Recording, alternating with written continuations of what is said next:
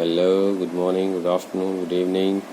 आज का हमारा टॉपिक है sir application of Gauss law. Gauss law हमने लास्ट क्लास में पढ़ लिया था, उसके ऊपर बेस कुछ क्वेश्चन भी हमने करे थे। आज हम गॉस लॉ की एप्लीकेशंस करने वाले हैं कि गॉस लॉ कहाँ कहाँ पर यूज़ होता है। तो सबसे पहली जो एप्लीकेशन है गॉस लॉ की, कि गॉस लॉ को हम यूज़ करते हैं फाइंड करने के लिए, टू फाइंड, या फिर हम टू कैलकुलेट भी बोल सकते हैं, electric field due to an infinite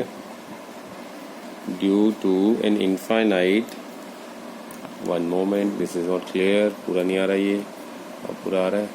okay, so due to infinite charged wire.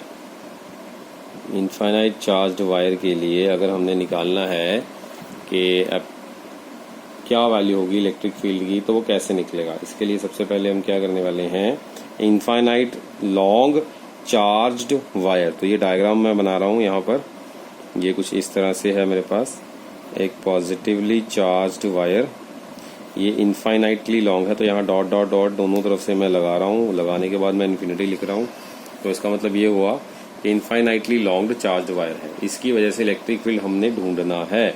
तो आपको पता है पॉजिटिव चार्ज की वजह से इलेक्ट्रिक फील्ड रेडियली आउटवर्ड्स होता है और परपेंडिकुलर टू द सरफेस होता है। तो मैंने इस तरह से रेडियली आउटवर्ड डायरेक्शन में इलेक्ट्रिक फील्ड को दिखा दिया। तो हम इसमें लिखेंगे consider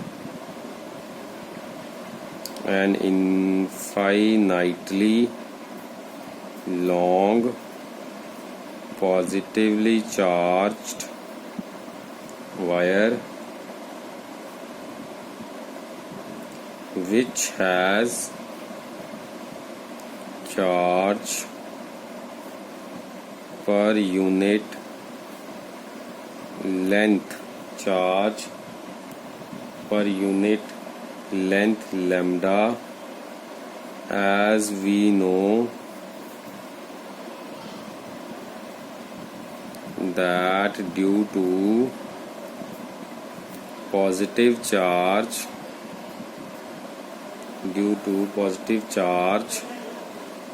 their electric field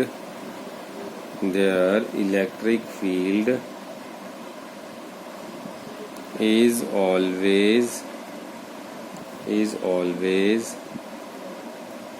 away from positive charge,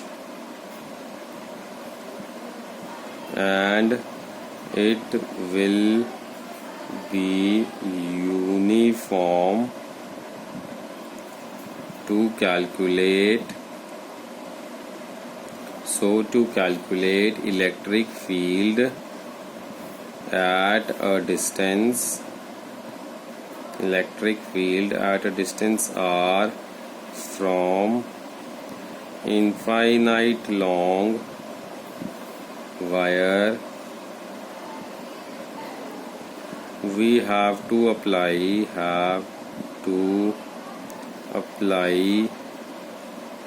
Gauss law. We have to apply Gauss law by making Gaussian surface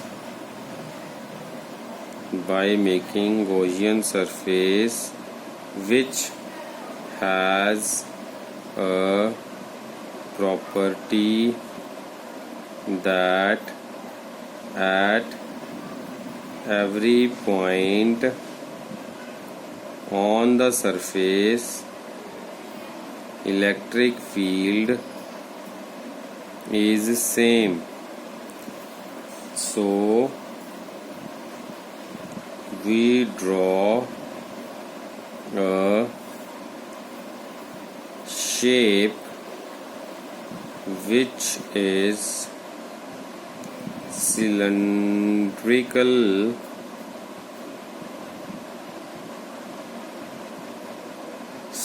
this shape satisfies the Gaussian surface criteria. सो मतलब ये हुआ कि अब इस हमने शुरू से समझते हैं, हमने फाइंड करना है इलेक्ट्रिक फील्ड इनफाइनाइटली लॉन्ग, एक लॉन्ग चार्ज वायर की वजह से हमने क्या करा, एक positively charge long wire consider कर लिया और चार्ज पर यूनिट लेंथ मान लीजिए, मतलब एक यूनिट लेंथ पे जो चार्ज है उसकी वैल्यू मान लीजिए हमने लैम्डा कंसिडर कर ली। एज वी नो कि due to positive charge electric field जो होगा वो होगा अवे फ्रॉम द चार्ज, जो कि यूनिफॉर्म होगा क्योंकि दोनों डायरेक्शंस में ये यूनिफॉर्म है। नेगेटिव आया है। ओके, तो चार्ज पर यूनिट लेंथ, ओके, तो चार्ज पर यूनिट लेंथ जो होगा लैम्डा। सो वी नो के due to positive charge electric field जो होगा अवे होगा और वो यूनिफॉर्म होगा। यूनिफॉर्म मतलब सारी डायरेक्शंस में, सारी डायरेक्शंस के अंदर ये नेगेटिवली यूनिफॉर्मली डिस्ट्रीब्यूटेड होगा। तो ये पॉजिटिवली इनफाइनाइट लॉन्ग वायर, सब पे positive charge, electric field left side दोनों तरफ यूनिफॉर्म हमने आपको बता दिया। सो ड्यू टू दिस अगर मुझे कैलकुलेट करना है electric field at a point जो कि एक आर डिस्टेंस पे है यहाँ से, तो हम क्या करने वाले हैं, यहाँ से आर डिस्टेंस पे इलेक्ट्रिक फील्ड फाइंड करेंगे। तो मान लीजिए कि यहाँ से हमने आर डिस्टेंस पे ये हमने एक सिलेंड्रिकल स्ट्रक्चर बनाया, यहाँ पर इससे ये इनफाइनाइटली लॉन्ग वायर से हमने आर डिस्टेंस पे, ये आर डिस्टेंस यानी कि ये इनफाइनाइटली लॉन्ग सिलेंड्रिकल वायर है, ये सिलेंडर का स्ट्रक्चर है, इसके एक्सिस से आर डिस्टेंस पे ये है आर डिस्टेंस। यहाँ पर एक पॉइंट है पी, इस पी पॉइंट के ऊपर अगर मुझे इलेक्ट्रिक फील्ड की वैल्यू को फाइंड करना है विजिबल कूल, तो अगर इस पी पॉइंट के ऊपर अगर मुझे इलेक्ट्रिक फील्ड की वैल्यू को फाइंड करना है तो वो कैसे होगी। तो अगर पी पॉइंट के ऊपर इलेक्ट्रिक फील्ड फाइंड करना है due to infinite long wire, तो according to the Gauss law हमें क्या करना होता है, गॉस लॉ के अकॉर्डिंगली हमने एक गॉसियन सरफेस बनाना है। ये गॉसियन सरफेस जो है वो ऐसा सरफेस होना चाहिए जिस सरफेस के ऊपर इलेक्ट्रिक फील्ड हर जगह सेम हो। एक ऐसा सरफेस बनाना है जो एक गॉसियन सरफेस हो और उस गॉसियन सरफेस के ऊपर इलेक्ट्रिक फील्ड हर जगह पर सेम हो। So due to this Gaussian surface electric field should be same everywhere. So हम क्या करेंगे, यहाँ पर हम ड्रॉ कर देंगे एक सिलेंडर, जैसे ये सिलेंडर बना दिया। तो सिलेंड्रिकल स्ट्रक्चर, ये क्यों सर आपने सिलेंडर ही क्यों बनाया, तो आंसर है इसका सर ये एक्सपेरिमेंटल ऑब्जर्वेशंस हैं। तो एक्सपेरिमेंटल ऑब्जर्वेशन से अगर मैं मान लीजिए इसके सराउंडिंग में कोन बना देता तो कोन गॉसियन सरफेस का क्राइटेरिया फॉलो ना करता। क्यों, क्योंकि गॉसियन सरफेस कह रहा है कि हर जगह पर इलेक्ट्रिक फील्ड की वैल्यू सेम होनी चाहिए। तो उसके बाद कोन को चेंज करके जब हमने सिलेंड्रिकल स्ट्रक्चर बनाया इसके सराउंडिंग में, तो सिलेंड्रिकल स्ट्रक्चर की वजह से हमने चेक करा इलेक्ट्रिक फील्ड एवरीवेयर, तो हमें पता चला कि after observation that electric field everywhere due to Gaussian surface जो सिलेंड्रिकल शेप में बनाया था उसकी वजह से सेम आ रहा है। तो that's why we have considered this value.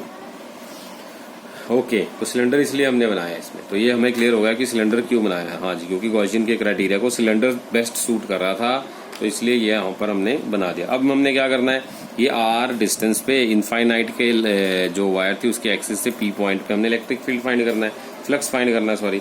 तो now applying Gaussian law, so according to Gaussian law, तो गॉसियन लॉ क्या होगा, गॉस लॉ क्या है, गॉसियन लॉ के अकॉर्डिंगली हम बोल सकते हैं कि net flux through the closed surface, through the closed surface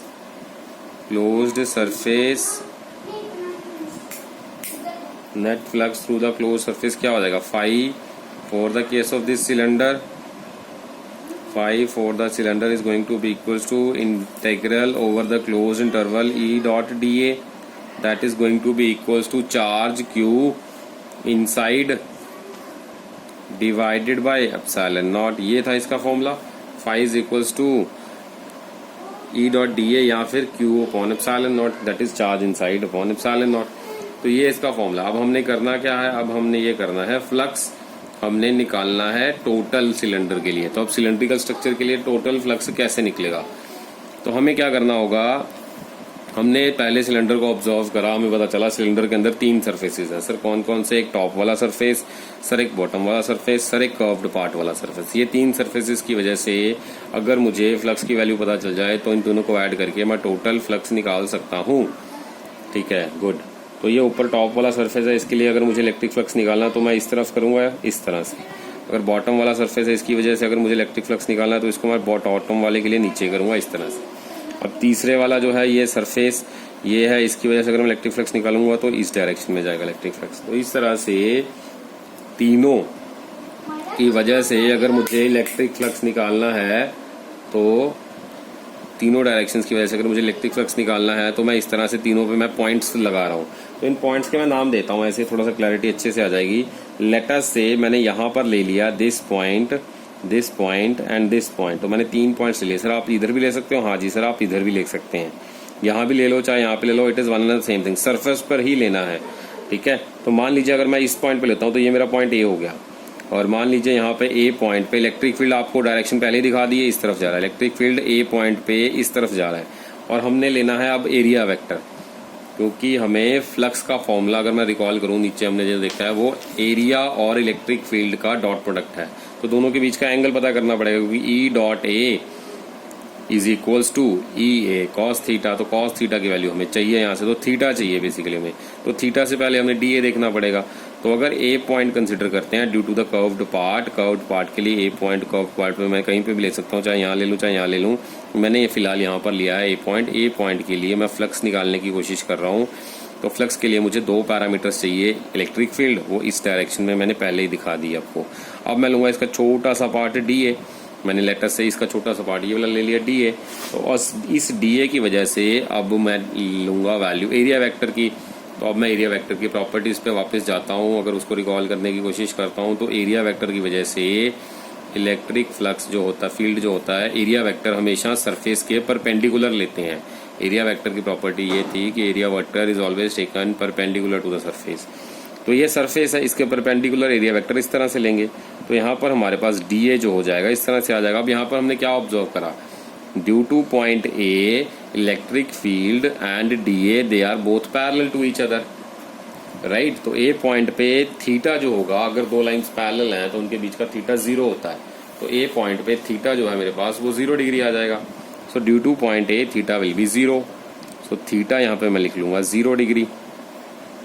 going by the same, अब मैं नीचे वाला सरफेस ले रहा हूँ जिसपे लेटर से मैं पॉइंट ले लेता हूँ यहाँ पर बी। तो ये डॉट लगा के मैंने यहाँ पे ले लिया बी पॉइंट। अब बी पॉइंट पे इलेक्ट्रिक फील्ड किस तरफ जा रहा है? सर आपने इस तरफ एरो बना रखा है तो इलेक्ट्रिक फील्ड इस तरफ जा रहा होगा, तो मतलब इलेक्ट्रिक फील्ड सर इस तरफ जा रहा है। अब सर एरिया वेक्टर क्या होता है? ये सरफेस है तो आप इसको इमेजिन कर पा रहे हो एक बॉटल का नीचे वाला बेस। तो बॉटल का नीचे वाला बेस वो सिलेंडर का नीचे वाला बेस, तो उसकी वजह से एरिया वेक्टर उसके परपेंडिकुलर होगा, दैट इज डाउनवर्ड डायरेक्शन में। तो ये डाउनवर्ड डायरेक्शन में नीचे की तरफ एरिया वेक्टर मैंने इस तरह से ड्रॉ कर दिया डी ए। तो ये हो गया डी ए मेरे पास डाउनवर्ड डायरेक्शन में। तो ये मेरे को सेकंड कॉन्सेप्ट भी क्लियर हो गया कि area is going to be downward, electric field is going to be from right to left, and area vector surface के परपेंडिकुलर, सरफेस था हमारा बॉटल ऑफ द कैन जैसे हम समझते हैं, उसका डाउनवर्ड डायरेक्शन में एरिया उसके सरफेस के परपेंडिकुलर। अब आप ई इधर आ रहा है, ए डी ए इधर आ रहा है, दोनों के बीच का एंगल कितना दिख रहा है? तो एंगल दिख रहा है सर 90 डिग्री। तो for point B for the bottom surface angle will be between E and D A is 90 degree. Okay, अब हम लेंगे थर्ड पॉइंट लेटर से हमने टॉप पे ले लिया, ये पॉइंट को मैंने दे दिया पॉइंट का नेम सी। तो सी पॉइंट पे इलेक्ट्रिक फील्ड किस तरफ जा रहा है? सी पॉइंट पे इलेक्ट्रिक फील्ड इस तरफ जा रहा है फ्रॉम राइट टू लेफ्ट। और यहाँ पर ऊपर की तरफ डीए जा रहा है हमारे पास फ्रॉम बॉटम टू टॉप, क्योंकि सरफेस टॉप ऑफ द केन, उसका केन का टॉप मतलब परपेंडिकुलरली सरफेस के लेना है। तो डीए जो होगा वो इस केस में perpendicular to surface from bottom to up की तरफ होगा, बॉटम टू अप। तो ये ले लिया।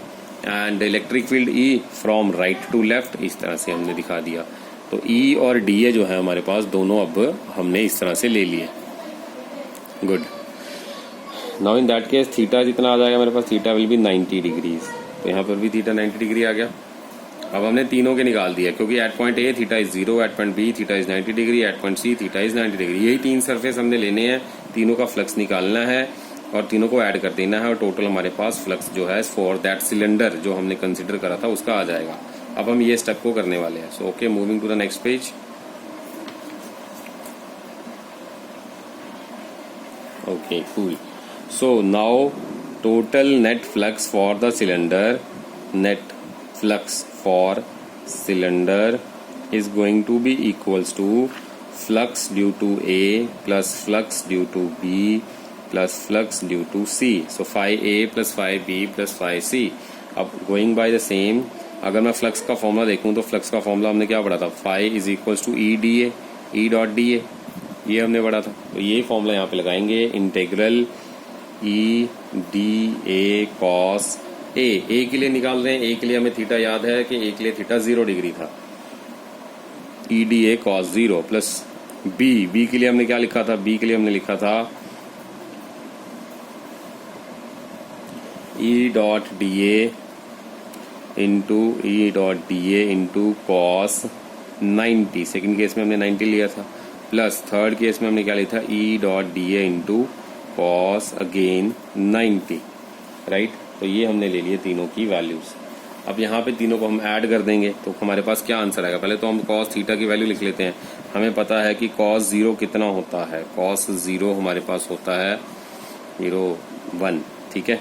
और कॉस 90 कितना होता है, कॉस 0 1 एंड कॉस 90 0। ये दोनों वैल्यूज को भी यहाँ पे हमने फिट करना। जहाँ जहाँ कॉस 90 ये दोनों 0 हो जाएंगे तो यहाँ पे कॉस 0 1 हो जाएगा, तो यही पैरामीटर बचेगा। That means phi net is equals to integral E D A into cos 0। तो कॉस 0 1 तो यहाँ पे लिख देंगे E into D A integral is equals to phi net. अब हमने ये पैरामीटर जो है, ये फ्लक्स वाला पैरामीटर नेट फ्लक्स हमने निकाल लिया। Due to infinitely long wire की वजह से हमने फ्लक्स निकाल दिया। ओके, अब अगर हमने इस वैल्यू को इज इक्वल्स टू देखना तो गॉस लॉ के अकॉर्डिंगली क्या था, that value is equals to Q upon epsilon not. तो क्यू अपॉन एप्सिलॉन नॉट का मतलब क्या हुआ, that value is right hand side पे था हमारे पास charge inside, Q inside upon epsilon naught, ये था हमारे पास parameter. This value is going to be equals to what, ये हमने लिखा था ई डॉट डी ए। अब हमने क्या देखा यहाँ पर, एज वी नो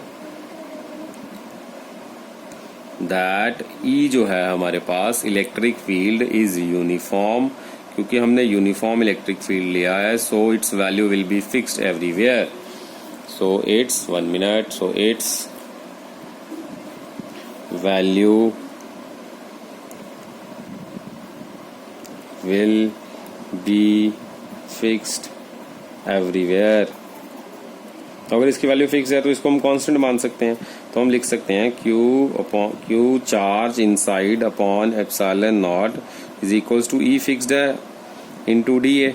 इंटीग्रेशन से बाहर आ गया, तो अब डी ए क्या हो गया, तो integration of D A is going to be equals to curved surface area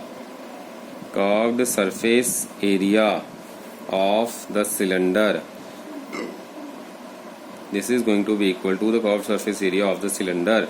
तो डी ए इसके बराबर आ गया। So that means this is going to be equal to 2 pi R H. ये वैल्यू आ जाएगी मेरे पास इसके बराबर। तो क्यू इन साइड क्या हो जाएगा, तो Q inside upon epsilon not is equals to 2 pi R H. ये कैसे लिखा, क्योंकि हमें पता है कि सिलेंडर है, उसका कर्व्ड सरफेस है, कर्व्ड सरफेस का फॉर्मूला होता है 2 पाई आर एच। तो मतलब ये वैल्यू जो यहाँ पर है, हमने इसको 2 पाई आर एच से डी ए को रिप्लेस कर देना है। तो हमारे पास आ जाएगा E into integral D A की जगह हम रिप्लेस कर देंगे, इसको लिख देते हैं पुट, इस इक्वेशन को हम नंबर दे देते हैं 2 इन, इस नंबर को दे देते हैं इक्वेशन को number 1। So put 2 in 1 we get Q inside upon epsilon not is equals to E into 2 pi R H. ठीक है जी, ये हमारे पास इस एक्सप्रेशन के बराबर आ गया। अब हमें ये पता है कि ये जो क्यू इनसाइड है, due to inside Gaussian surface, जो लॉन्ग कंडक्टर है उसके लिए जो करंट था ये क्यू इनसाइड था, ये हमने क्यू इनसाइड उसके अंदर माना था। इसलिए अब हमने देखा कि ये एक्सप्रेशन जो है हमारे पास आ गया। अब हमने एक और पैरामीटर इसमें कंसिडर करा था, as we have considered that charge distribution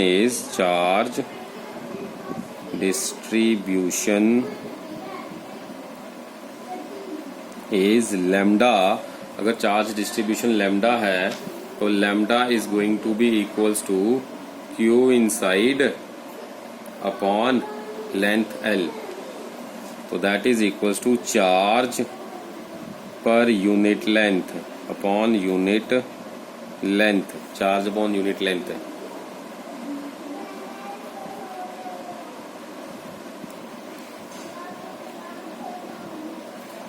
okay, तो lambda is equals to charge जितना इसके अंदर था अपॉन यूनिट लेंथ। तो ये हमने पीछे एक वैल्यू कंसिडर करी थी जब हमने शुरू में ये कॉन्सेप्ट पढ़ा था दैट कंसीडर करा था कि चार्ज डिस्ट्रीब्यूशन जो है पर यूनिट लेंथ कितनी है, तो हमने उसको नाम दिया था लैम्डा है charge distribution and in the unit length, तो lambda is equal to Q upon L, तो Q upon L that is equal to charge upon unit length. तो हमने इसको रीअरेंज कर देना है कि L into lambda is equal to charge यानी कि क्यू इनसाइड, राइट।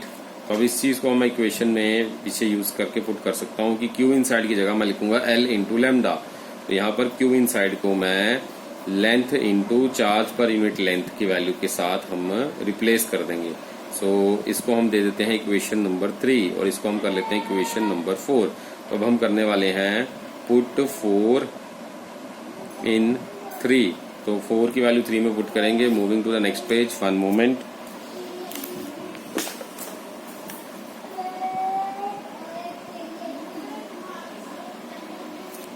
तो हमारे पास आ जाएगा क्यू इनसाइड, फॉर्मूला ये था ना, Q inside upon epsilon not is equals to E into 2 pi R, as H जो है हमारे पास यहाँ लेंथ थी तो हमने एच को रिप्लेस कर दिया एल के साथ।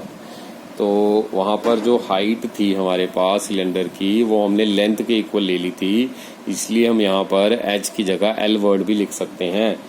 ओके, तो इसमें हमने क्या करा, क्यू इनसाइड की जगह वो लेटर्स रिप्लेस कर दिया, L into lambda upon epsilon not is equals to E into 2 pi R L. अब यहाँ से लेंथ और लेंथ आप देख पा रहे हो कट गई, तो लैम्डा क्या बचा, लैम्डा हमने बचा lambda upon epsilon not is equals to E into 2 pi R. तो ई की वैल्यू कितनी आ जाएगी, यहाँ से ई की वैल्यू आ जाएगी 2 पाई आर अपॉन में चला जाएगा, ये बच जाएगा lambda upon 2 pi R epsilon not. तो यहाँ से आप क्या देख पा रहे हो, E is equals to charge पर यूनिट लेंथ कांस्टेंट वैल्यू है, 2 पाई कांस्टेंट वैल्यू है, एप्सिलॉन नॉट कांस्टेंट वैल्यू है, इनटू आर। तो ये सारे के सारे कांस्टेंट है हमारे पास। तो अगर ये सारे कांस्टेंट है तो ई किसके प्रोपोर्शनल आ गया, ई प्रोपोर्शनल आ गया 1 बाय आर के। तो मतलब जितना आप दूर जाओगे उस वायर से उतना इलेक्ट्रिक फील्ड कम होगा, जितना हम दूर जाएंगे वायर से उतना इलेक्ट्रिक फील्ड कम हो जाएगा। तो this is all about this concept. एक बार इसको रिवाइज करने के लिए दोबारा आप देख सकते हैं। ओके, तो इसमें हमने क्या देखा कि अगर आपको इलेक्ट्रिक फील्ड और रेडियस को प्लॉट करना है ग्राफिकली, अब हम क्या करने वाले हैं, ग्राफ, इसके graph between E and R. E और आर के बीच का अगर मैं ग्राफ प्लॉट करूं तो ई और आर के बीच का ग्राफ होगा ई इस तरफ, आर सर इस तरफ। ई और आर के बीच का ग्राफ इस तरह से होगा क्योंकि ये एक्सपोनेंशियली रेसिप्रोकल के फॉर्म में अगर मैं देखूं तो उसको एक्सपोनेंशियल टर्म्स में ऐसे ड्रॉ करते हैं।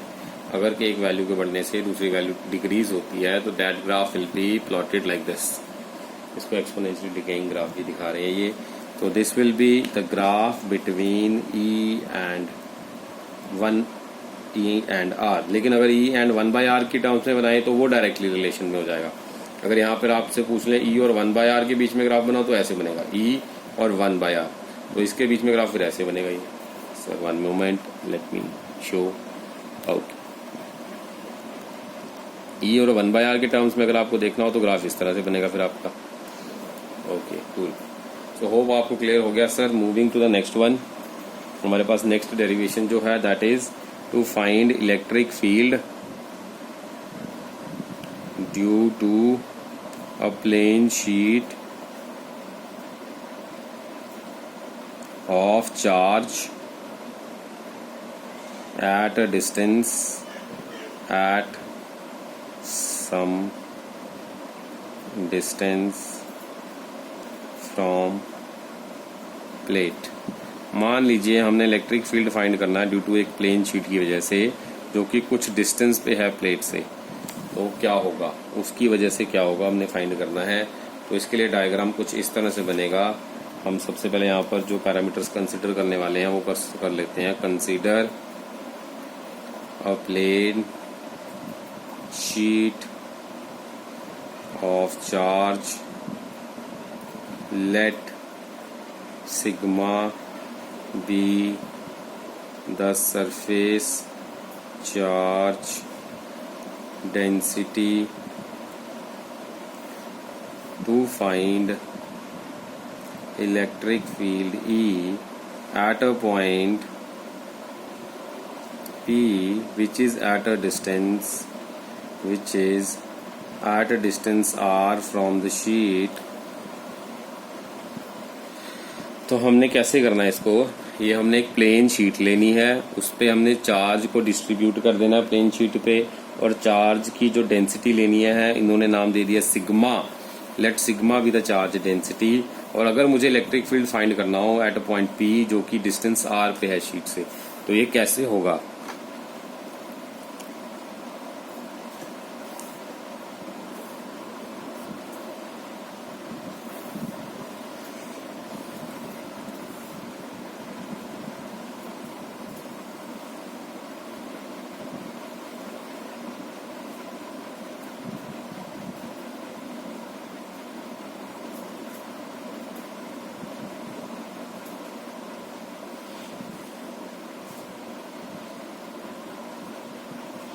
ओके, ये हमने क्या करा सर, ये हमने ले ली एक प्लेन पॉजिटिवली चार्ज शीट।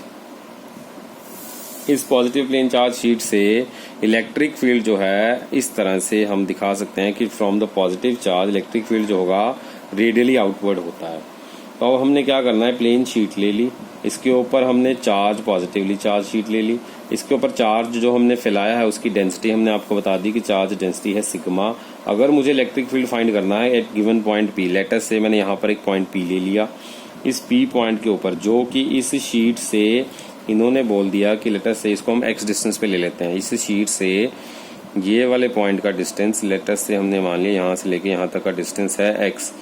अगर ये एक्स डिस्टेंस पे है तो यहाँ पर इस पॉइंट पी के ऊपर दिस टू दिस डिस्टेंस कितना इलेक्ट्रिक फील्ड होगा, हमें ये फाइंड करना है। तो इसके लिए हम क्या करेंगे, सबसे पहले हमने यही देखना है गॉस लॉ की एप्लीकेशन। तो मतलब गॉस लॉ ये कहता है इसके सराउंडिंग में एक ऐसा आप 3D स्ट्रक्चर बनाओ, तो 3D स्ट्रक्चर इसके सराउंडिंग में हम ऐसा एक सरफेस लेंगे जो कि गॉसियन सरफेस होगा, जो गॉसियन कंडीशंस को सेटिस्फाई कर रहा होगा।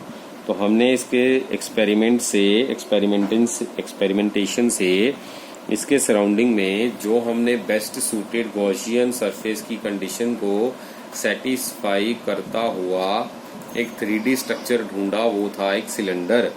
तो we have chosen a cylinder, so as a cylinder is chosen to find the value of electric field at a given point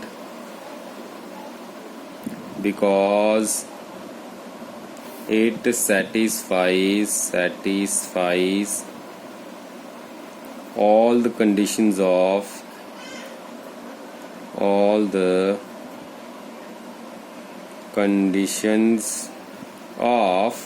कौन सी कंडीशन से सेटिस्फाई करेगा sir, it satisfies all the conditions of Gaussian surface. तो ये Gaussian surface की सारी conditions को satisfy कर रहा होगा। तो that case phi total is equals to phi inside charge enclosed inside it divided by epsilon not.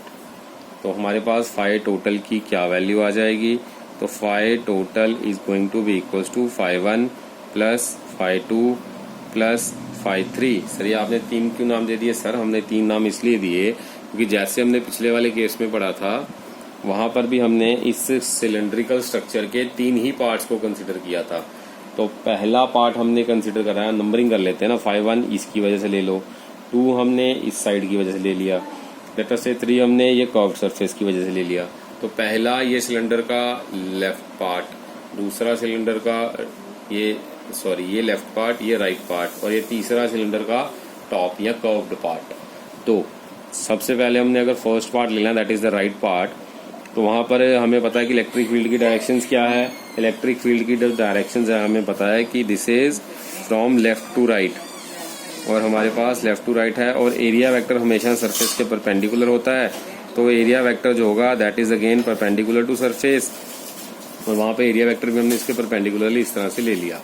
तो ये एरिया वेक्टर हो गया। अब हमारे पास इलेक्ट्रिक फील्ड इसके परपेंडिकुलर हमने ले लिया, दोनों की डायरेक्शन हमने इस तरह से कंसिडर कर ली। ओके, तो तो अगर दोनों दो पैरेलल लाइंस हैं तो थीटा हमारे पास यहाँ पे हो जाएगा 0 डिग्री। सेकंड केस में हमारे पास इस तरफ सरफेस है, तो इस सरफेस में इलेक्ट्रिक फील्ड इस तरफ जा रहा है। Surface area vector again perpendicular to surface, electric field I think दिख नहीं रहा, let me okay, electric field इस तरफ राइट टू लेफ्ट और area vector perpendicular to surface that is again from this right to left that is again DA। तो यहाँ पर भी थीटा जो हो जाएगा that is again 0 degree. Coming back to the third, दो कर्व्ड पार्ट है हमारे पास, तो कर्व्ड पार्ट के लिए लेटर से इलेक्ट्रिक फील्ड हमें देख पा रहे हैं कि इस तरह से जा रहा है ये लेफ्ट टू राइट। और थर्ड पार्ट के लिए हमें पता है कि हमारे पास ये वाली वैल्यू जो है इलेक्ट्रिक फील्ड की लेफ्ट टू राइट है और एरिया वेक्टर कर्व्ड पार्ट के परपेंडिकुलर होगा that is going to be from bottom to top. तो बॉटम टू टॉप मतलब DA इस तरफ होगा और इलेक्ट्रिक फील्ड इस तरफ होगा, तो दोनों के बीच का एंगल 90 डिग्री। तो अगर दोनों के बीच का एंगल 90 डिग्री है, यहाँ ऐसे ऐसे पैरामीटर्स हैं, तो ये सारे पैरामीटर्स को कंबाइन करके अब हम लिखने वाले हैं द वैल्यू ऑफ फ्लक्स। तो फाई फ्लक्स टोटल कितना हो जाएगा, φ1 + φ2 + φ3। तो φ1 की वैल्यू कितनी आ जाएगी, E.dA × cos थीटा। अब यहाँ पर थीटा कितना लेना है, तो थीटा हमने लेना है फॉर द फर्स्ट केस 0। तो cos 0 कितना होता है 1, तो cos 0 होता है 1, तो ये आ जाएगा integral E.d × cos 0 that is 1। तो यहाँ पर ये आ जाएगा, E कांस्टेंट है यूनिफॉर्म वैल्यू, E × dA, ये आ जाएगा φ1 की value. Going by the same second case में लिखेंगे φ2 कितना आ जाएगा, φ2 आ जाएगा E.dA × cos थीटा अगेन। तो यहाँ पर आ जाएगा इलेक्ट्रिक फील्ड E बाहर DA × cos। सेकंड केस में थीटा कितना आएगा, सेकंड केस में थीटा हमने अगेन पढ़ा था दैट इज 0, तो cos 0 अगेन 1, तो यहाँ पर भी 1 आ जाएगा। For the case of φ2 again going by the same φ3, तो φ3 की वैल्यू कितनी आ जाएगी, φ3 की वैल्यू आ जाएगी integral E.dA × cos theta again. तो यहाँ पर थीटा आ जाएगा अब 90 डिग्री, क्योंकि थर्ड केस में हमने 90 पढ़ा था। cos 90 कितना होता है, तो cos 90 होता है G0। यहाँ पर आ गया इंटीग्रल E × dA × cos 0, तो आंसर आ गया 0। तो φ3 की वैल्यू मेरे पास आ गई 0। अब तीनों की वैल्यू को ऐड करके टोटल फ्लक्स में हम पुट करने वाले हैं। तो moving to the that step, one moment. अब यहाँ पर हमारे पास ये वैल्यू जो आ जाएगी that value is going to be equals to phi total is equals to φ1 + φ2 + φ3 that is E × integral DA plus E × integral DA plus तीसरा वाला 0। तो यहाँ पर E × DA, अब DA का इंटीग्रेशन अगर करेंगे तो क्या आ जाएगा, टोटल एरिया। अब यहाँ पर लिख लेते हैं integration of DA is equals to area A। तो DA की जगह हम रिप्लेस कर देंगे लेटर A से, तो E × DA EA की जगह लिख देंगे, तो EA + EA that is going to be 2EA। तो मेरे पास 2 × E × A that is going to be equals to total flux. तो टोटल फ्लक्स मेरे पास आ गया E × 2 × E × A। This is what, this is total flux, phi total, this is total flux. अब हमने क्या करना है, moving to the next page, हमने क्या करना है, अब टोटल फ्लक्स जो होगा ये क्या लिखेंगे यहाँ पर, तो यहाँ पे हम टोटल फ्लक्स लिखेंगे, तो Q inside upon epsilon not is equals to 2 × E × A। Now अब हमने एक पैरामीटर शुरू में कंसिडर करा था that is surface charge density. Now the charge density का रोल प्ले करेंगे। यहाँ पे क्या है, चार्ज डेंसिटी हमने लिया था सिग्मा, उसका फॉर्मूला क्या था, उसका फॉर्मूला था सर चार्ज अपॉन एरिया। तो चार्ज अपॉन एरिया सिग्मा है, तो सिग्मा की वैल्यू क्या बन जाएगी, sigma × area A is equals to charge. तो चार्ज हमने यहाँ पे क्या लिया था, चार्ज इनसाइड, तो इसकी जगह चार्ज वर्ड की जगह हम लिख सकते हैं Q inside that is equals to sigma × A। तो हमने चार्ज इनसाइड की जगह वैल्यू यहाँ पे रिप्लेस कर देनी है। इसको इक्वेशन नंबर लगा दो 1, इसको लगा दो इक्वेशन नंबर 2। सो अब लिखेंगे put 2 in 1 we get sigma × A upon epsilon not is equals to 2 × E × A। अब A से A कट जाएगा, we are left with E is equals to sigma upon 2 epsilon naught, sigma upon 2 × epsilon naught. ये मेरे पास आ गई electric field due to a plane infinite sheet. तो this was the second derivation, second application of that इसके बाद एक third derivation जो थी हमारे पास वो है electric field due to the spherical shell. तो स्फेरिकल शेल वाली सीबीएसई के सिलेबस में से तो कट गई है, लेकिन पंजाब बोर्ड के सिलेबस में भी श्योर नहीं है।